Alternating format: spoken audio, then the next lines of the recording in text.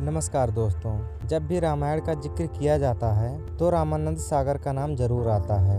यूं ही कहे कि लोग रामायण सीरियल को रामानंद सागर की रामायण के नाम से ही याद करते हैं। जब 90 के दशक में रामानंद सागर के रामायण टीवी पर प्रसारित होती थी तो लोग अपना सारा का सारा काम छोड़ देते थे।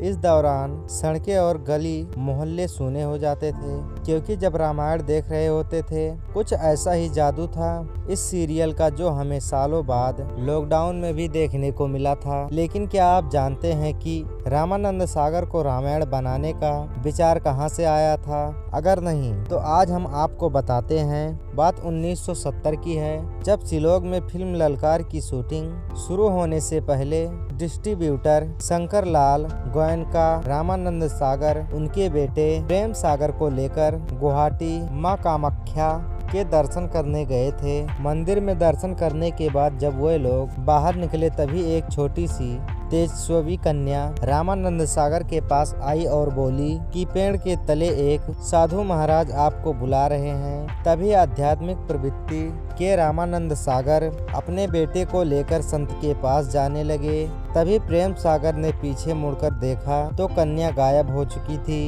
हैरान प्रेम सागर अपने पिता रामानंद सागर के साथ संत के पास पहुँचे। रामानंद सागर ने संत से पूछा, महाराज बताएं हम आपकी किस प्रकार से सेवा कर सकते हैं। उस समय साधु मौन रहे, उन्होंने कुछ भी नहीं बोला। तब रामानंद सागर अनुमति लेकर वहां से वापस चले गए। गुवाहाटी की इस घटना के करीब 10 साल बाद 1980 में रामानंद सागर उत्तराखंड के तट पर शूटिंग कर रहे थे। तभी अचानक मौसम खराब होने लगा और तूफान आने लगा। दूर दूर तक कोई भी घर नहीं था। तभी उन्हें साधु की एक कुटिया नजर आई। रामानंद सागर ने अपने असिस्टेंट को कहा कि साधु बाबा से हमें आश्रय देने के लिए निवेदन करें। असिस्टेंट की बात सुनकर पहले तो साधु बाबा नाराज हो गए और उन्हें बाहर निकल जाने के लिए कहा, लेकिन फिर साधु ने उनसे डायरेक्टर का नाम पूछा तो असिस्टेंट ने कहा रामानंद सागर। डायरेक्टर रामानंद सागर का नाम सुनते ही साधु के हाव भाव बदल गए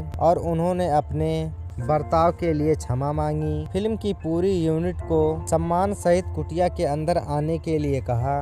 तभी साधु बाबा ने रामानंद सागर से 10 साल पहले गुवाहाटी में घटी उस घटना के बारे में पूछा कि तुम्हें याद है कि तुम वहां एक संत से मिले थे। 10 साल पहले घटना को रामानंद सागर और प्रोफेसर और प्रेम सागर लगभग भूल चुके थे, लेकिन साधु बाबा के मुंह से यूं अचानक उस घटना के बारे में सुनकर दोनों के दोनों दंग रह गए। आखिर गुवाहाटी की वह घटना इस साधु बाबा को कैसे पता चली? साधु बाबा ने फिर कहा कि कामाख्या मंदिर में जिस कन्या ने तुम्हें संत के पास भेजा था वो कन्या देवी थी और वह संत सिद्ध कि आखिर गुवाहाटी की वो घटना इस साधु को कैसे पता चली? साधु बाबा ने फिर से कहा कि कामाख्या मंदिर में जिस कन्या ने तुम्हें संत के पास भेजा था वो कन्या देवी थी और वह संत सिद्ध महाअवतार बाबा जी थे और महाअवतार बाबा जी बिना किसी उद्देश्य के किसी को दर्शन नहीं देते थे। तुम्हें अवश्य ही किसी दैवीय कार्य का जिम्मा दिया गया है और यह कार्य क्या है ये तो बाबा जी ही बता सकते हैं। अब रामानंद सागर ने साधु बाबा से पूछा कि तुम्हें महाअवतार बाबा जी के दर्शन कैसे होंगे? मैं कैसे जान सकता हूँ कि उन्होंने मुझे कौन सा कार्य सौंपा है? तब साधु बाबा ने कहा उसका पता बता पाना काफी मुश्किल है, पर मान्यता है कि महाअवतार बाबा जी बद्रीनाथ की आरती में आते हैं। यह सोचकर कि महाअवतार बाबा जी बद्रीनाथ की आरती में आते हैं, रामानंद सागर अपने बेटे के साथ बद्रीनाथ गए। वहां बद्रीनाथ में एक पुजारी ने रामानंद सागर को प्रसाद दिया, लेकिन वह प्रसाद नीचे गिर गया। तभी उस प्रसाद को लेकर एक बाबा जी ने जल्दी से आकर लपट कर खा लिया और मुस्कुराते हुए रामानंद सागर की ओर देखने लगा। रामानंद सागर और उनके पुत्र अभी कुछ समझ ही पाते, इसके पहले ही वे साधु महाराज वहां से बाहर चले गए। इस आश्चर्यचकित घटना के बाद पिता पुत्र उस साधु के पीछे पीछे मंदिर से बाहर की ओर भागे, लेकिन तब तक बाबा कहीं गायब हो चुके थे। तभी उन्हें वहां पर एक राम नामक बाबा मिले और उन्हें सारी बात स्पष्ट की। राम बाबा ने कहा कि आश्चर्य और भय में मत पड़ो, क्योंकि अभी तुम्हें जिस बाबा के दर्शन हुए हैं वो कोई और नहीं बल्कि स्वयं महाअवतार बाबा जी थे।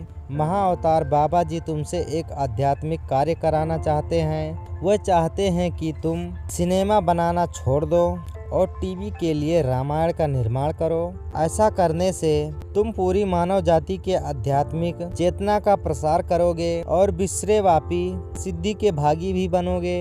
इस प्रकार स्वयं एक आश्चर्यचकित दर्शन देखकर और राम बाबा के माध्यम से अपना आदेश स्पष्ट कराकर महाअवतार बाबा जी ने रामानंद सागर के बद्रीनाथ जाना सफल करवाया। के बाद तो पूरी दुनिया ने देखा कि उनकी सलाह पर चलकर रामानंद सागर ने अपनी इच्छा इस तरह रामायण की रचना की। इसका प्रभाव आज भी लोगों के मन मानसिक पर है और आने वाले कई दशकों तक रहेगा। ऐसी महान प्रेरणा के स्रोत और महान संत श्री महाअवतार बाबा जी के चरणों में हम कोटि कोटि नमन करते हैं।